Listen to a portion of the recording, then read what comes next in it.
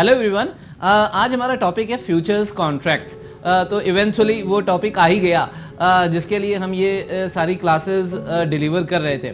तो बेसिकली मैं चाह ये रहा था कि फ्यूचर्स को स्टडी करने से पहले हम उन सारे बेसिक कॉन्सेप्ट्स को हम अच्छी तरह से समझ लें, ताकि जब हम फ्यूचर्स को हम स्टडी कर रहे हो तो किसी भी तरह का कोई भी कन्फ्यूजन हमारे माइंड में ना हो। और इसी ऑब्जेक्टिव के साथ मैंने बहुत सारा कंटेंट और बहुत सारी क्लासेस मैंने अभी आपको डिलीवर करी। तो अब जबकि हम फ्यूचर्स को स्टडी करने जा रहे हैं, तो आप जब फ्यूचर्स को स्टडी करेंगे और मेरे साथ जब आप फ्यूचर्स की क्लासेस को आप देखेंगे तो वो सारे बेसिक कॉन्सेप्ट्स आपको हेल्प करेंगे फ्यूचर्स को और अच्छी तरह से समझने में। ठीक है जी। तो जैसे कि आपको स्क्रीन के सामने दिखाई भी पड़ रहा है कि अभी हम कहाँ पर हैं और हम क्या क्या टॉपिक्स कवर करके आ रहे हैं। बेसिकली हमने ट्रेडिंग सिस्टम्स देखे थे, OTC और एक्सचेंज। ओवर द काउंटर में हमने स्पॉट और कैश मार्केट को स्टडी कर लिया है, और फिर हमने OTC डेरिवेटिव्स देखे जिसके अंदर हमने फॉरवर्ड कॉन्ट्रैक्ट्स को हमने समझा। उसके बाद फिर हम एक्सचेंज बेस्ड ट्रेडिंग सिस्टम को हम स्टडी करने लगे जिसके अंदर हमने कैश मार्केट को देखा। हमने देखा कि किस तरह से एक्सचेंज के ऊपर इक्विटी की ट्रेडिंग होती है, किस तरह से सेटलमेंट होता है, और किस तरह से एक पेमेंट और डिलीवरी का एक मैकेनिज्म एक्सचेंज के ऊपर रहता है। और आज जो हम स्टडी करने जा रहे हैं वो हम एक्सचेंज ट्रेडेड डेरिवेटिव्स को स्टडी करने जा रहे हैं, जिसके अंदर सबसे पहले हम फ्यूचर्स को स्टडी कर रहे हैं। तो इस तरह से ये पिक्चर भी आपको क्लियर कर रही है कि किस किस तरह से हम स्टेप बाय स्टेप हम आगे बढ़े, और आज हम एक्सचेंज ट्रेडेड डेरिवेटिव्स में फ्यूचर्स को स्टडी करने जा रहे हैं। तो all this should be very clear to you, और अभी तक जो हम पढ़ करके आए उसकी एक अच्छी रिकॉल आपके दिमाग में होनी चाहिए, आपके माइंड में होनी चाहिए। तो स्ट्रेट अवे हम स्टार्ट कर रहे हैं फ्यूचर्स कॉन्ट्रैक्ट्स को। चलिए स्टार्ट करते हैं फ्यूचर्स कॉन्ट्रैक्ट्स को। और यहाँ पर कुछ मोशन ग्राफिक्स का कंटेंट जो है वो मैंने आप लोगों के लिए प्रिपेयर करके रखा है। मैं उसको प्ले करूँगा, आप उसको ऑब्जर्व करिएगा, देखिएगा, समझने की कोशिश करिएगा। और जैसे मैंने पहले किया है कि जहाँ पर जो भी रेलेवेंट पॉइंट्स होंगे वहाँ पर मैं उसको एक्सप्लेन करने की भी कोशिश करूँगा। यहाँ पर आपको स्क्रीन पे दिखाई पड़ रहा है फ्यूचर्स भी लिखा है, फ्यूचर्स कॉन्ट्रैक्ट भी लिखा है। तो आप दोनों ही चीज़ें इसको बोल सकते हैं। फ्यूचर्स शॉर्ट में बोलते हैं और फ्यूचर्स कॉन्ट्रैक्ट भी बोलते हैं, क्योंकि भाई ये कॉन्ट्रैक्ट होता है बायर और सेलर के बीच में, जिसकी कुछ सर्टेन टर्म्स एंड कंडीशंस होती हैं, और उन्हीं टर्म्स एंड कंडीशंस के बेसिस के ऊपर फ्यूचर में किसी डेट के ऊपर इनका सेटलमेंट किया जाता है। ठीक है जी। तो स्टार्ट कर रहे हैं हम इसको फ्यूचर्स कॉन्ट्रैक्ट को। आप इसे अच्छी तरह से देखिएगा, ठीक है ना, डोंट लूज योर कॉन्सेंट्रेशन। तो इसको मैं प्ले कर रहा हूं, आप देखिए।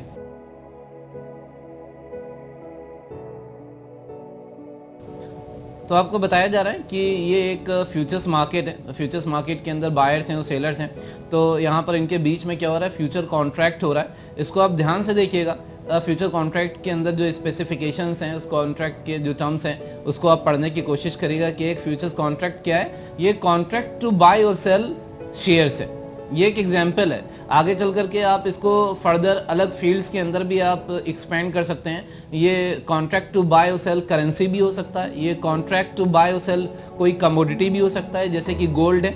और आप किसी और फील्ड के अंदर भी फ्यूचर्स कॉन्ट्रैक्ट को क्या कर सकते हैं, आप एक्सपेंड कर सकते हैं इस कॉन्सेप्ट को। लेकिन यहाँ पर हमने एग्जाम्पल लिया है फ्यूचर्स कॉन्ट्रैक्ट का, जिसमें जो फ्यूचर्स कॉन्ट्रैक्ट हो रहे हैं वो इक्विटी शेयर्स के फ्यूचर्स कॉन्ट्रैक्ट हो रहे हैं। तो यहाँ पर मैंने एक पर्टिकुलर शेयर ले लिया, यूनिलीवर शेयर्स, ताकि आपको समझने में आपको इजी रहे, आपको आसानी से समझ में आए। तो फ्यूचर्स मार्केट है। फ्यूचर्स मार्केट के अंदर बाय और सेलर क्या कर रहे हैं, फ्यूचर्स कॉन्ट्रैक्ट कर रहे हैं आपस में। तो यहाँ पर बताया जा रहा है कि फ्यूचर कॉन्ट्रैक्ट क्या है। फ्यूचर कॉन्ट्रैक्ट है टू बाय और सेल यूनिलीवर शेयर्स। तो ये बायर और सेलर के बीच में यूनिलीवर शेयर्स को बाय और सेल करने का ये कॉन्ट्रैक्ट हो रहा है, जिसकी जो सेटलमेंट डेट या यूं बोलें एक्सपायरी डेट, यानी कि ये जब कॉन्ट्रैक्ट जो है ये एक्सपायर कर जाएगा। ये समझना आपके लिए बहुत ज़रूरी है। छोटे छोटे टेक्निकल टर्म्स हैं या टेक्निकलिटीज़ हैं कॉन्ट्रैक्ट की, इसको आप अगर ध्यान में रखेंगे तो आपके लिए इसकी ओवरऑल अंडरस्टैंडिंग जो है वो और अच्छी निकल करके आएगी। तो आपको बताया जा रहा है कि भाई कॉन्ट्रैक्ट जो है वो बाय और सेल शेयर्स हैं। यहाँ पर यूनिलीवर शेयर्स का एक एग्जाम्पल लिया गया है। और इसकी कॉन्ट्रैक्ट की जो सेटलमेंट डेट है, मैं बता चुका हूँ आपको कि सेटलमेंट किसको बोलते हैं, कि जब बायर और सेलर के बीच में जो पेमेंट और जो डिलीवरी का जो सिस्टम होता है वो जिस पर्टिकुलर डेट के ऊपर होता है वो सेटलमेंट डेट उसको बोलते हैं, और उस ओवरऑल मैकेनिज्म को सेटलमेंट बोलते हैं। ठीक है जी। तो यहाँ पर सेटलमेंट जो होगा उसकी कोई पर्टिकुलर डेट है जो यहाँ पर मैंने मेंशन नहीं करी। ये कोई भी डेट फ्यूचर में हो सकती है। ये 1 महीने की हो सकती है, 2 महीने, 3 महीने आगे की हो सकती है। ठीक है जी। और उस दिन को हम एक्सपायरी डेट भी बोलते हैं, क्योंकि उस दिन ये जो कॉन्ट्रैक्ट हो जाता है ये एक्सपायर कर जाता है।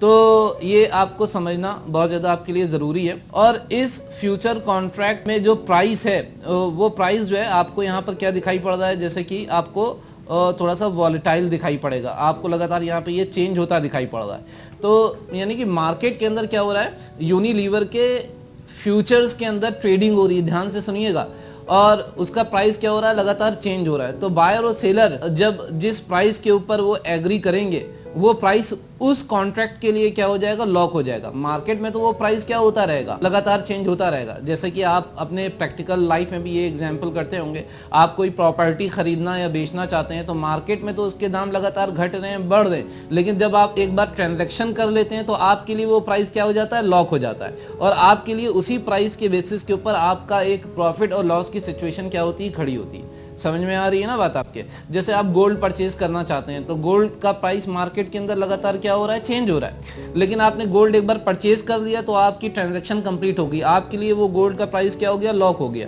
अब उस प्राइस को जब आप मार्केट में चेंज होने वाले प्राइस से कंपेयर करेंगे तो आपको पता चलेगा कि आपको प्रॉफिट हो रहा है या लॉस हो रहा है, ठीक है ना।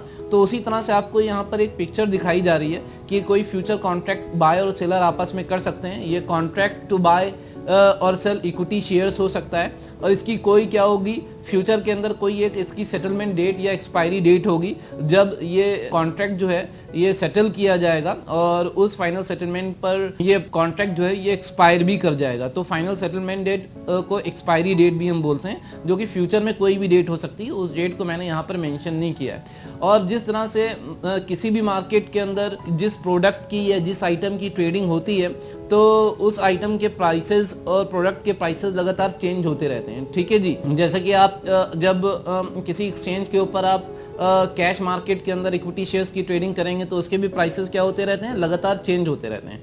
उसी तरह से फ्यूचर्स मार्केट के अंदर आप जिस फ्यूचर को आप ट्रेड कर रहे हैं, यानी जिस फ्यूचर को आप बाई या सेल कर रहे हैं, तो उस फ्यूचर के भी प्राइसेस क्या होंगे, लगातार चेंज होते रहेंगे। जैसे कि यहाँ पर उन प्राइसेस को चेंज होता दिखाया जा रहा है। और उसके बाद यहाँ पर एक चीज आपको इसके अंदर और दिखाई पड़ रही होगी, लॉट साइज।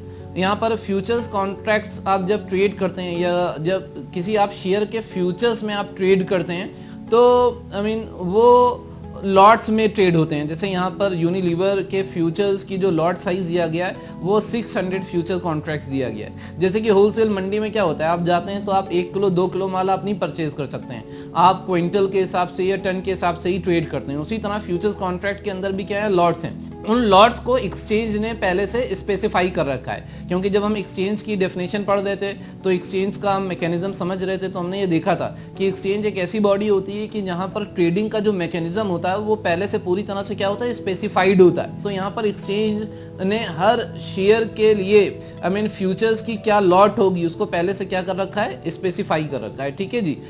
जैसे कि यहाँ पर हम देख रहे हैं कि यूनिलीवर शेयर्स की जो लॉट है वो 600 फ्यूचर्स की है, यानी कि आप अगर एक ट्रेड लगाएंगे यूनिलीवर शेयर्स का तो कम से कम उसके अंदर आपको 600 फ्यूचर्स आपको ट्रेड करने होंगे, ठीक है जी। तो फर्दर आप क्या कर सकते हैं, 2 लॉट ट्रेड कर सकते हैं या 3 लॉट ट्रेड कर सकते हैं। उसी हिसाब से उसके अंदर कॉन्ट्रैक्ट्स क्या होते जाएंगे, मल्टीप्लाई होते जाएंगे। एक लॉट के अंदर 600 फ्यूचर्स हैं, अगर आप 2 लॉट ट्रेड करेंगे तो आप 1200 फ्यूचर्स ट्रेड करेंगे, आप 3 लॉट ट्रेड करेंगे तो आप 1800 फ्यूचर्स ट्रेड करेंगे, ठीक है जी। इसी तरह से और अलग अलग जो इक्विटी शेयर्स के जो फ्यूचर्स मार्केट के अंदर ट्रेड होते हैं तो उनके लॉट साइज क्या होते हैं, अलग अलग होते हैं, ठीक है ना।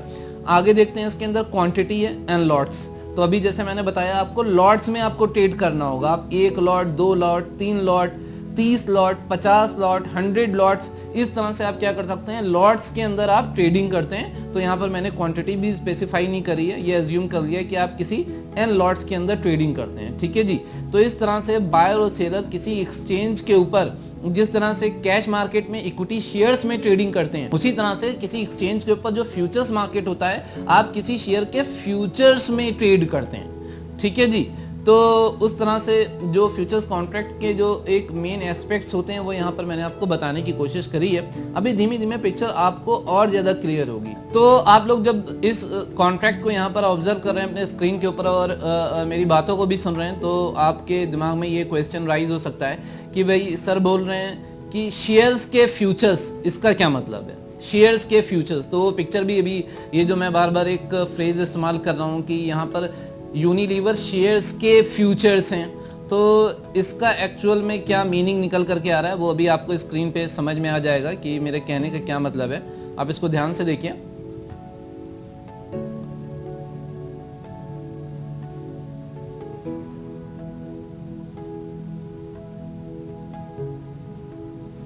तो आपने अभी ये जो एक छोटी सी क्लिप यहाँ पर देखी तो आपको क्या दिखाई पड़ रहा है कि किसी एक्सचेंज के ऊपर कोई कैश मार्केट है। ये तो बात आपको समझ में आती है, जैसे कि नेशनल स्टॉक एक्सचेंज है। नेशनल स्टॉक एक्सचेंज में कैपिटल मार्केट सेगमेंट है जिसको हम कैश मार्केट बोलते हैं। आपको अच्छी तरह से पता है कैश मार्केट के अंदर इक्विटी शेयर्स की ट्रेडिंग होती है, ये भी पता है आपको। इक्विटी शेयर्स की जो ट्रेडिंग होती है वो डिलीवरी बेस्ड सिस्टम के ऊपर होती है, जिसको अभी हम पहले अभी देख भी चुके हैं कि किस तरह से एक एक्सचेंज के ऊपर कैश मार्केट में ट्रेडिंग होती है। एक डिलीवरी वर्सेस पेमेंट का एक सिस्टम होता है। तो यहाँ पर आपको उसी चीज़ को एक्सप्लेन किया जा रहा है कि किसी एक्सचेंज के ऊपर कोई कैश मार्केट है जिसमें यूनिलीवर के इक्विटी शेयर्स की ट्रेडिंग हो रही है, जिसमें क्या है buy sell today and settlement on T+2। तो कैश मार्केट के अंदर क्या सिस्टम होता है, T+2 का एक सेटलमेंट सिस्टम होता है कि आप T वाले दिन अगर जो ट्रेड करते हैं वो T+2 वाले दिन क्या हो जाता है, सेटल हो जाता है। बायर पेमेंट कर देता है और सेलर को माल की यानी कि शेयर्स की डिलीवरी करनी होती है। ठीक है ना, यही आप देख करके आए। इसके नीचे 2 पॉइंट्स भी दिए हुए हैं कि डिलीवरी वर्सेस पेमेंट का सेटलमेंट रहता है और इसमें कोई लॉट साइज नहीं होती है, आप कोई भी क्वांटिटी क्या कर सकते हैं, परचेज कर सकते हैं। तो इस तरह से हम देख रहे हैं यहाँ पर कि कैश मार्केट के अंदर किस तरह से शेयर्स की ट्रेडिंग होती है। बायर्स और सेलर्स होते हैं जो ब्रोकर्स के थ्रू एक्सचेंज के ऊपर ऑर्डर प्लेस करते हैं, वो सारा सिस्टम समझ करके आए। तो यहाँ पर हम देख रहे हैं राइट हैंड साइड के ऊपर कि किस तरह से एक एक्सचेंज के ऊपर कैश मार्केट में इक्विटी शेयर्स की ट्रेडिंग होती है और उसी के साइड बाय साइड हमें एक फ्यूचर्स मार्केट भी दिखाई पड़ रहा है जहां पर शेयर्स के फ्यूचर्स ट्रेड हो रहे हैं। ठीक है ना, फ्यूचर्स अपने आप में क्या है, डेरिवेटिव्स हैं, बताइए आपको। ठीक है, डेरिवेटिव्स कॉन्ट्रैक्ट्स क्या होते हैं, वो अपना प्राइस क्या करते हैं, किसी दूसरे कॉन्ट्रैक्ट के प्राइस से डिराइव करते हैं। ये मैं आपको एक्सप्लेन कर चुका हूं। तो यहाँ पर ये जो यूनिलीवर शेयर्स के जो फ्यूचर्स ट्रेड हो रहे हैं, यहाँ पर जो ये जो प्राइस हमें दिखाई पड़ रहा है, मार्केट प्राइस दिखाई पड़ रहा है, ये मार्केट प्राइस कहाँ से निकल करके आ रहा है। जैसा कि आपने देखा ये जो कैश मार्केट के अंदर जो यूनिलीवर के जो इक्विटी शेयर्स ट्रेड हो रहे हैं, ये प्राइस जो है वहां से डिराइव हो रहा है। ठीक है ना, तो आपको मेरी बात अच्छी तरह से समझ में आ रही कि कैश मार्केट के अंदर क्या हो रहा है, यूनिलीवर के शेयर्स ट्रेड हो रहे हैं जो T+2 के एक सेटलमेंट के ऊपर ट्रेड हो रहे हैं। और भाई जाहिर सी बात है वो मार्केट में जब शेयर्स ट्रेड हो रहे हैं तो उनका कोई सर्टेन मार्केट प्राइस होगा, जैसा कि आप राइट हैंड साइड में कैश मार्केट के अंदर दे सकते हैं। और साइड बाय साइड क्या है, एक फ्यूचर्स मार्केट है। तो फ्यूचर्स मार्केट के अंदर क्या हो रहा है, डेरिवेटिव्स कॉन्ट्रैक्ट्स ट्रेड हो रहे हैं, जो कि फ्यूचर्स जो हैं वो क्या है, वो अपने आप में डेरिवेटिव्स कॉन्ट्रैक्ट्स हैं। तो फ्यूचर्स क्योंकि वो डेरिवेटिव कॉन्ट्रैक्ट्स हैं तो फ्यूचर्स प्राइसेस यानी कि जो यहाँ पर हमें यहाँ पर जो ये 860 का जो प्राइस दिखाई पड़ रहा है, तो ये जो फ्यूचर्स का जो प्राइस है, ठीक है ना, वो प्राइस इंडिपेंडेंट नहीं है, वो प्राइस डिपेंडेंट है किसके ऊपर, जो कैश मार्केट में जो प्राइस चल रहा है। ठीक है, तो आप फर्क समझ पा रहे हैं कि जो फ्यूचर्स मार्केट के अंदर क्या हो रहा है, शेयर्स के फ्यूचर्स ट्रेड हो रहे हैं। कैश मार्केट में शेयर्स ट्रेड हो रहे हैं और फ्यूचर्स मार्केट में क्या ट्रेड हो रहे हैं, शेयर्स के फ्यूचर्स ट्रेड हो रहे हैं। क्योंकि कैश मार्केट में क्या है, कैश मार्केट में तो T+2 2 दिन के अंदर क्या हो रहा है, सेटलमेंट हो रहा है। लेकिन फ्यूचर्स कॉन्ट्रैक्ट ऐसे कॉन्ट्रैक्ट्स हैं जिसमें सेटलमेंट जो होगा क्या होगा, वो 1 महीने बाद, 2 महीने बाद या 3 महीने बाद आगे फ्यूचर की किसी रेट के ऊपर होगा। इसीलिए इसको हम क्या बोलते हैं, डेरिवेटिव्स कॉन्ट्रैक्ट्स बोलते हैं, फ्यूचर्स कॉन्ट्रैक्ट बोलते हैं। क्योंकि ये जो अपने प्राइस हैं ये कैश मार्केट से क्या करते हैं, डिराइव करते हैं। ये कैश मार्केट के प्राइस पर क्या होते हैं, डिपेंडेंट होते हैं। ठीक है ना, तो ये जो मेजर फर्क है वो अभी यहाँ पर आपको दिखाई पड़ रहा है। आगे चल करके ये और ज्यादा अलग अलग जगहों के ऊपर और ज्यादा डिटेल में डिस्कस किया जाएगा, लेकिन मेरे ख्याल से यहाँ पर ही आपको जो फर्क है कैश मार्केट और फ्यूचर्स मार्केट में, ये फर्क समझ में आना चाहिए कि कैश मार्केट में इक्विटी शेयर्स ट्रेड हो रहे हैं जिसमें डिलीवरी वर्सेस पेमेंट का मैकेनिज्म है। 2 दिन के अंदर क्या हो जाता है, सेटलमेंट हो जाता है। इसके अंदर कोई लॉट साइज नहीं है, कोई भी क्वांटिटी आप क्या कर सकते हैं, ट्रेड कर सकते हैं। और ऐसा नहीं है कि भविष्य में कभी आगे किसी डेट के ऊपर सेटलमेंट होगा। T+2 का एक यहाँ पर सेटलमेंट का सिस्टम रहता है। तो कैश मार्केट के अंदर जो शेयर्स ट्रेड हो रहे हैं वो उनका कोई सर्टेन मार्केट प्राइस होगा। और जब एक तरफ फ्यूचर कॉन्ट्रैक्ट है जो बायर और सेलर के बीच में यूनिलीवर के शेयर्स को बाय और सेल करने का बेसिकली कॉन्ट्रैक्ट है फ्यूचर में किसी डेट के ऊपर, बात समझ रहे हैं। तो कैश मार्केट और फ्यूचर मार्केट में क्या फर्क दिखाई पड़ रहा है, कैश मार्केट के अंदर जो है जो सेटलमेंट है वो बहुत ही नज़दीक है, वो 2 दिन के अंदर सेटलमेंट हुआ जा रहा है। जबकि फ्यूचर्स मार्केट के अंदर क्या है, सेटलमेंट की जो डेट तय की जा रही है वो आगे भविष्य में किसी डेट को सेटलमेंट जो है वो फिक्स किया जा रहा है। तो ये बेसिक फ़र्क आपको दिखाई पड़ना चाहिए। तो जो फ्यूचर्स मार्केट के अंदर जो फ्यूचर्स कॉन्ट्रैक्ट होंगे, या यूँ बोले कि जो फ्यूचर्स ट्रेड होंगे, तो फ्यूचर्स का जो प्राइस, यानी जिस प्राइस के ऊपर जो कॉन्ट्रैक्ट होगा वो प्राइस इंडिपेंडेंट ना होकर के कैश मार्केट के प्राइस के ऊपर डिपेंडेंट होगा, और जो ट्रेडिंग होगी वो लॉट्स में होगी। आप जब कोई क्वांटिटी ट्रेड करेंगे तो वो बेसिकली लॉट्स में आप ट्रेड करेंगे। यहाँ पर आपको एक कंफ्यूजन जो है वो आपको दिखाई दे सकता है कि भाई ठीक है, कैश मार्केट तो यहाँ पर एक एक्सचेंज का सिस्टम हमें दिखाई पड़ रहा है कि यहाँ पर ब्रोकर हैं, बायर और सेलर है, और हम देख करके आए थे कि किस तरह से कैश मार्केट के अंदर जो बायर और सेलर होते हैं वो ब्रोकर के थ्रू ऑर्डर सबमिट करते हैं और एक्सचेंज के ऊपर जा करके उस ऑर्डर की मैचिंग होती है, और उसके बाद वो ट्रेड्स जो हैं वो एग्जीक्यूट होते हैं, और एक्सचेंज किस तरह से एक सिस्टम बैठाता है, सिस्टम को इन प्लेस करता है रिस्क को मैनेज करने के लिए। ठीक है जी। लेकिन यहाँ पर जो हमें लेफ्ट हैंड साइड में जो फ्यूचर्स मार्केट दिखाई पड़ रहा है, यहाँ पर तो हमें कोई ब्रोकर नहीं दिखाई पड़ रहा है, यहाँ पे तो सिर्फ बायर और सेलर दिखाई पड़ रहे हैं। तो इस तरह से ये फ्यूचर्स मार्केट तो एक तरह से OTC हो गया, क्योंकि यहाँ पर बायर और सेलर सामने सामने एक दूसरे के साथ काम कर रहे हैं। ऐसा बिल्कुल भी नहीं है। जो फ्यूचर्स मार्केट है वो डेफिनेटली एक एक्सचेंज ट्रेडेड डेरिवेटिव्स मार्केट को रिप्रेजेंट करता है, और यहाँ पर जो बायर और सेलर को सीधे सीधे सामने दिखाया जा रहा है वो सिर्फ आपको समझाने के लिए दिखाया जा रहा है। अभी आगे चल करके आप क्लिप में देखेंगे जस्ट एक दो सेकेंड के बाद ही कि किस तरह से जो फ्यूचर्स ट्रेडिंग होती है, जो फ्यूचर्स के कॉन्ट्रैक्ट ट्रेड होते हैं वो भी एक एक्सचेंज के मैकेनिज्म के थ्रू ही उसकी ट्रेडिंग होती है, जैसे कि आपको अभी सामने दिखाई पड़ेगा। आप इसको ऑब्जर्व करिए और देखिए। देखा आपने कि किस तरह से यहाँ पर फ्यूचर्स भी एक एक्सचेंज के ऊपर ट्रेड हो रहे हैं। तो ये मेरे ख्याल से आप लोगों के लिए एक बहुत ही समझना आप लोगों के लिए इस क्लिप के माध्यम से आसान होगा। अब यहाँ पर थोड़ा सा हमने जगल कर दिया है इसको, और यहाँ पर कैश मार्केट जो है वो लेफ्ट हैंड साइड पे आ गया और फ्यूचर्स मार्केट जो है वो राइट हैंड साइड में आ गया। तो आपको इसको देखना जो है वो और ज़्यादा आपको समझने में हेल्प करेगा कि एक तरफ कैश मार्केट है जिसको हम कैपिटल मार्केट भी बोलते हैं, या कैपिटल मार्केट को हम लोग कैश मार्केट बोलते हैं, जिसमें शेयर्स की ट्रेडिंग हो रही है, ब्रोकर्स हैं, और ब्रोकर्स के थ्रू क्या हो रहा है, बायर्स और सेलर्स अपने ऑर्डर को प्लेस कर रहे हैं, और वहाँ पर इस तरह से एक्सचेंज जो है वो शेयर्स की ट्रेडिंग को कोऑर्डिनेट कर रहा है। उसी तरह एक्सचेंज पर एक और सेगमेंट है। तो हर एक्सचेंज के ऊपर क्या होता है, अलग अलग सेगमेंट्स होते हैं, अलग अलग मार्केट होता है। ठीक है ना।